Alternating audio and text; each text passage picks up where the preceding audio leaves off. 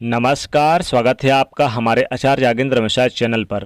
नवरात्रि में कन्याओं को गलती से भी न खिलाएं 3 चीज। दोस्तों, सच्चे हृदय से कमेंट बॉक्स में लिखें जय माता दी। माता रानी आपके सभी कष्टों को समाप्त करे, आपकी झोली खुशियों से सदैव भरी रहे। दोस्तों, नवरात्रि का महापर्व 9 देवियों अर्थात 9 कन्याओं को समर्पित है। कन्या पूजन करने से हमारी समस्त पीड़ा दूर होती है। आपको बता दें कि इस बार माता रानी हाथी की सवारी पर पृथ्वी लोक पर पधारेंगी और भक्तों के कष्टों को दूर करेंगी। जब जब माता रानी हाथी पर सवार होकर आती हैं, तब धरती पर फूल खिलते हैं और वर्षा होती है तथा हरियाली की उत्पत्ति होती है और जीवन सुखमय हो जाता है। इस बार की नवरात्रि बहुत ही शुभ और मंगलकारी माने जा रहे हैं।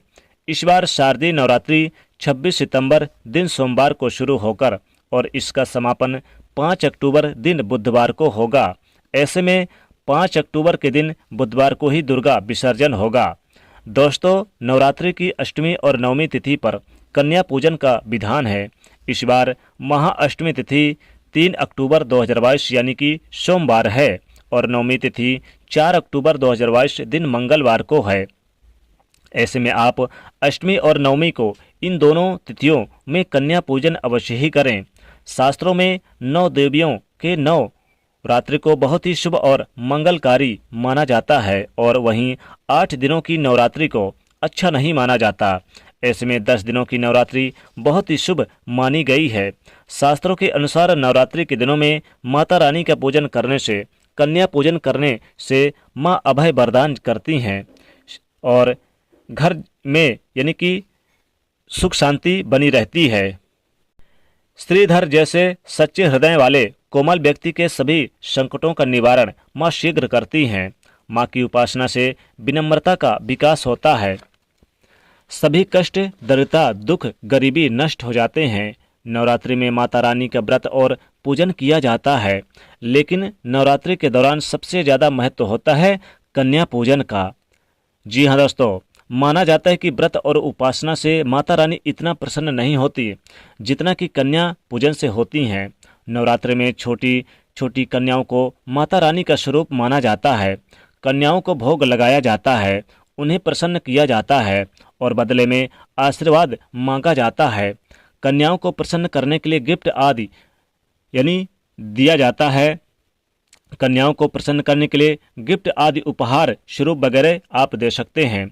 माना जाता है कि अगर कन्याओं को कोई भेंट दी जाए और वो उसे खुशी खुशी स्वीकार कर लें, तो इसका मतलब है कि माता रानी अर्थात माँ वैष्णो को वो भेंट स्वीकार कर लिया। जिन पर कन्याएं प्रसन्न होती हैं तो समझो उन्हें माता रानी का आशीर्वाद मिल गया और माता रानी की कृपा से उन्हें मुँह मांगा वरदान प्राप्त होता है। नवरात्रि में 2 साल से लेकर 10 साल तक की कन्या का पूजन होना चाहिए। अष्टमी अथवा नवमी को कन्याओं के पैर धोकर भोजन कराना, उपहार आदि देना श्रेष्ठ माना जाता है। दोस्तों, कैसे करें स्वागत? दोस्तों, कन्या जब आपके घर आए तब सभी के पैरों के यानी कि पैरों को दूध से और पानी से उन्हें अच्छी तरह से पैरों को धुलाना चाहिए। फिर उसके बाद कन्याओं को किसी साफ जगह पर जमीन पर कपड़े से बिछाकर बिठा दे और उनके माथे पर अक्षत, फूल और कुमकुम लगाना चाहिए। फिर उसके बाद भोजन ग्रहण करवाना चाहिए, लेकिन हमेशा याद रखें कन्याओं की थाली में 3 पूरियां कभी न रखें, इसे शुभ नहीं माना जाता। 3 पूरियां तथा 3 रोटियां मरने के लिए निकाली जाती है, मरने वाले व्यक्ति के लिए निकाली जाती है और जैसे कि जेल में जो कैदी होते हैं उन्हें दी जाती है। ऐसे में कन्याओं को उनकी थाली में 3 पूरी कभी न दें, लेकिन 1-2 करके पूरियां दे सकते हैं। इससे 3 की संख्या बढ़ जाती है। दोस्तों, कन्याओं को खाना खिलाने के बाद अंत में कन्याओं के सर पर लाल चुनरी ओढ़ाना चाहिए और भोजन में आपको खीर, पूड़ी, हलवा तथा आलू की सब्जी, छोले वगैरह की सब्जी खिलाना चाहिए। पनीर आदि भी खिलाया जाता है, लेकिन भूल से भी लहसुन और प्याज का इस्तेमाल कभी ना करें, अन्यथा अनर्थ हो जाएगा। अक्सर कई लोग कन्याओं को कुरकुरे का पैकेट, चिप्स वगैरह का पैकेट खिलाते हैं, जो कि घोर अनर्थ माना जाता है क्योंकि इसमें लहसुन प्याज का इस्तेमाल होता है, जिसके कारण आपका व्रत खंडित हो सकता है। माँ दुर्गा क्रोधित हो सकती हैं। जहां आपने 9 दिनों तक लहसुन प्याज का परहेज किया, लेकिन आपकी एक गलती पूरे व्रत को खंडित कर सकती है। कन्याओं को डब्बा बंद कोई भी ऐसी चीज न खिलाएं जिसमें लहसुन प्याज होता है। कई चीजें तो ऐसी होती हैं जो मार्केट में जिसके अंदर लहसुन प्याज का इस्तेमाल होता है, ऐसे आप कभी मत करना। दोस्तों, कई लोग कन्या पूजन में खाना घर पर ही नहीं बनाते और मार्केट से रेडीमेड लाकर खिला देते हैं तथा दही जलेबी खिलाते हैं, जो कि शुभ नहीं माना जाता। भले ही आप दही जलेबी खिला सकते हैं, परंतु माता को घर का बना हुआ शुद्ध भोजन ही अतप्रिय है। खासकर नवरात्रि के दौरान घर में पक्का खाना अवश्य बनाना चाहिए। माता रानी बहुत प्रसन्न होती हैं। घर का बना पक्का खाना ही कन्याओं को खिलाना चाहिए। हमेशा याद रखें कि कन्याओं को प्लास्टिक के बंद यानी डिब्बे जो दोने में खाना नहीं खिलाया जाना, जो आपको प्लास्टिक बाजार में मिलते हैं उसमें ना खिलाएं। ऐसे बर्तन यानी कि पूजा पाठ के लिए शुद्ध नहीं माने जाते, अशुभ माने जाते हैं। कन्याओं को हमेशा स्टील के बर्तन या पत्ते के बर्तन का इस्तेमाल करें, उसी में भोजन कराना चाहिए। ये बहुत ही शुभ माना गया है। दोस्तों, भोजन कराने के बाद कन्याओं की थाली में एक लौंग जरूर रखना चाहिए, क्योंकि लौंग देवी शक्ति तथा दुर्गा माँ को बहुत ही प्रिय है। लौंग माता शक्ति का प्रतीक होता है। लौंग में माँ दुर्गा का वास होता है। इन 9 दिनों में माता रानी को लौंग का भोग लगाया जाता है। इसीलिए कन्याओं की थाली में चुपचाप एक लौंग जरूर रख दें। आपका भाग्य चमक जाएगा।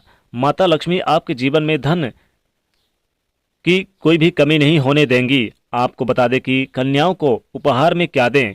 कन्याओं को खुश करने के लिए उनकी थाली में दक्षिणा डालें, ताकि आपके घर में संपन्नता बनी रहे तथा धन की कोई भी कमी ना हो। कन्याओं को कोई सुंदर सा गिफ्ट दे सकते हैं। शास्त्रों में बताया जाता है कि कन्या जितना खुश होती हैं, माता रानी उतना ही जल्द फल की प्राप्ति प्रदान करती हैं। ऐसे में आप कन्याओं को चॉकलेट बॉक्स दे सकते हैं तथा खूबसूरत कपड़े दे सकते हैं। याद रहे, काले कपड़े ना दें और स्टील के बर्तन भी गिफ्ट के तौर पर दे सकते हैं। याद रहे कि कन्याओं को लोहे का कोई भी सामान नहीं देना चाहिए। दोस्तों, जब कोई अपने घर के लिए प्रस्थान करे, यानी जब कन्या अपने घर के लिए प्रस्थान करें, तो उनके चरण जरूर छू लें और अपने मन की बातें, अपनी प्रार्थना उनसे पूरे सच्चे दिल से आप उनसे कह दें। यानी कि आपकी जो मुरादें हैं, जो आपकी मनोकामनाएं हैं, माता रानी की यानी अवश्य ही पूरी करें, ऐसा उनसे प्रार्थना करें।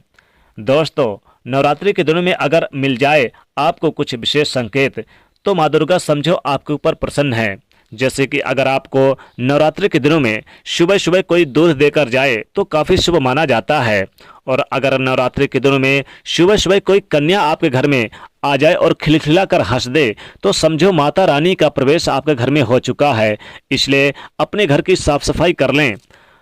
नवरात्रि के दौरान कन्या अगर आपके घर पे आए और आपके आंगन पर नाचने लगे, खुशी से झूमने लगे, तो मानो कि माता रानी की कृपा आपके घर परिवार पर बरसने वाली है। दोस्तों, कन्याओं में माता दुर्गा का वास होता है। इसलिए नवरात्रि के दिनों में कन्याओं का पूजन करना, कन्याओं को भोजन खिलाना श्रेष्ठ माना जाता है। कन्याओं को उपहार देना काफ़ी श्रेष्ठ माना जाता है। कन्याओं की पूजा करें। कन्याओं को इस दिन बिल्कुल भी ना डांटें। यानी कि नवरात्रि के दिनों में कन्याओं को बहुत ही ज़्यादा उनसे प्रेम करें, उन्हें प्यार दुलार करें और आप उन्हें कुछ न कुछ गिफ्ट के तौर पर जरूर दें। इससे आपके ऊपर माता रानी की कृपा बरसती है और माता रानी की कृपा बरसने से घर में सुख समृद्धि हमेशा बनी रहती है। तो दोस्तों, आपको विशेष तौर पर इस बार की नवरात्रि के शारदीय नवरात्रि पर विशेष रूप से आपको ध्यान देना है। कन्याओं को विशेष तौर पर ये वस्तुएं अर्पित ना करें और कुछ विशेष वस्तु अर्पित करें जिससे माता प्रसन्न हो। तो वीडियो पसंद आए तो लाइक करिएगा। माता रानी के लिए आप इसे ज़्यादा से ज़्यादा शेयर करिएगा और कमेंट में लिखेगा जय माता रानी। चैनल को सब्सक्राइब करें, बेल आइकन को दबा दीजिएगा। जय माता रानी।